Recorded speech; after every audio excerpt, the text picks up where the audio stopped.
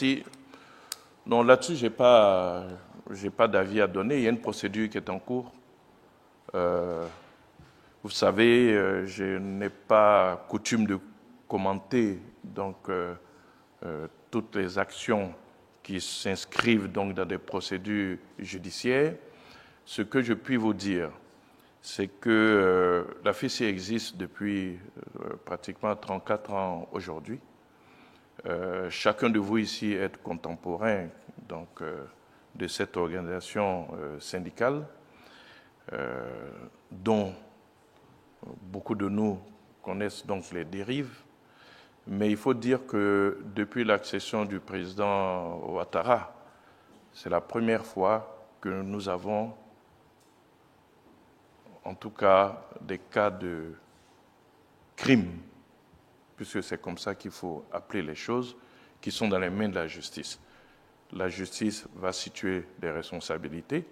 Si vous suivez le communiqué du procureur, nous en sommes aujourd'hui à 2 cas donc d'assassinat d'étudiants. On ne pouvait pas accepter que cela se poursuive. En tant que gouvernement sérieux, soucieux de la vie de chaque Ivoirien, responsable de la sécurité de chaque Ivoirien, il était important de mettre fin à ces dérives. Cette organisation après ce que nous avons vu suite aux politiques de déguerpissement qui ont été mises en place, avait commencé à avoir une tendance mafieuse avec donc du racket. On a pu le voir aussi, des zones de torture, et cela ne pouvait pas continuer d'être accepté. Le point qui a été fait dit que c'est environ 35% des lits de l'université qui étaient occupés de façon illégale. C'est environ 5 000 lits sur un total de 14 000, un peu plus de 14 000,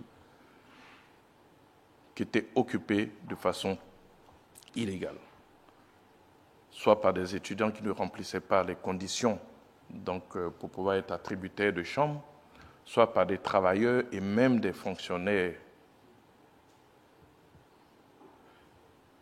Le ministère de l'Enseignement supérieur a décidé de mettre de l'ordre et de permettre aux étudiants de pouvoir étudier dans un environnement calme, sécurisé. Et je peux vous dire que, pour une fois, les policiers ont été acclamés sur le campus lorsqu'ils sont arrivés pour procéder donc à ces déguerpissements. C'est un virage important qui montre qu'il y a une majorité silencieuse qui subissait donc ces mouvements-là. Mais je veux préciser qu'il ne s'agit pas que de la FECI, puisque la décision qui a été prise touche toutes les associations de type syndical. Parce que finalement, le ministère de l'Enseignement supérieur s'est rendu compte qu'elles avaient quasiment toutes le même ADN. Il y a une violence qui est rentrée sur nos campus et nos universités qui ne peut plus être acceptée. Voilà ce que je peux dire en réponse donc de votre question.